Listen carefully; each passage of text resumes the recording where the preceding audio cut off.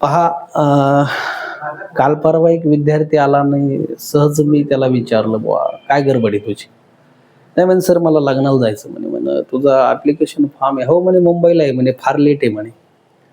माझ्या मावस भावाचं लग्न आहे म्हणे. अच्छा, म्हणलं मावस भावाचं लग्न आहे तुझ्या आणि तू लग्नाला चालला? किती दिवस? तर म्हणे मला 15 दिवस जायचं म्हणे. सगळं नियोजन माझ्याकडे म्हणजे त्याच्या कपड्यापासून तर सगळं बुटापर्यंत सगळी खरेदी माझ्याकडे. म्हणलं काय करतो मावस भाऊ तुझा? नाही म्हणे तू आता कंपनीमध्ये आणि परमनंट होणार आहे म्हणे 6 महिन्यामध्ये. म्हणलं अच्छा.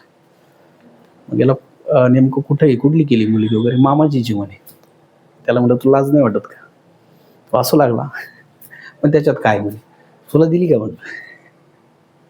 तो म्हणे नाही. मग म्हणला याचाच अभ्यास करतो.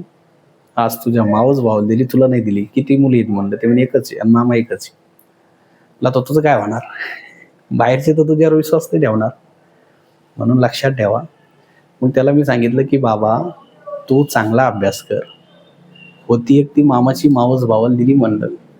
आता तुला काहीतरी करावं लागणार आहे. पोलीस व्हावं लागणार आहे. तेव्हा तुझा कोणीतरी विचार करेल. आणि तू जर काहीच नाही झालं तर तुझं गॅरंटीच नाहीये." म्हणून मला हेच सांगायचं, की तुम्ही आधी आपलं पहा. कारण ठीक आहे, जातो मी त्याच्या लग्नाला जाऊ नका असं नाहीये. परंतु 15 दिवस जाण्याची आवश्यकता नाहीये. ज्या दिवशी लग्न त्या दिवशी जा, संध्याकाळच्याला वापस या. काहीही आवश्यकता नाहीये. आपला वेळ घालवू नका. ओके, धन्यवाद.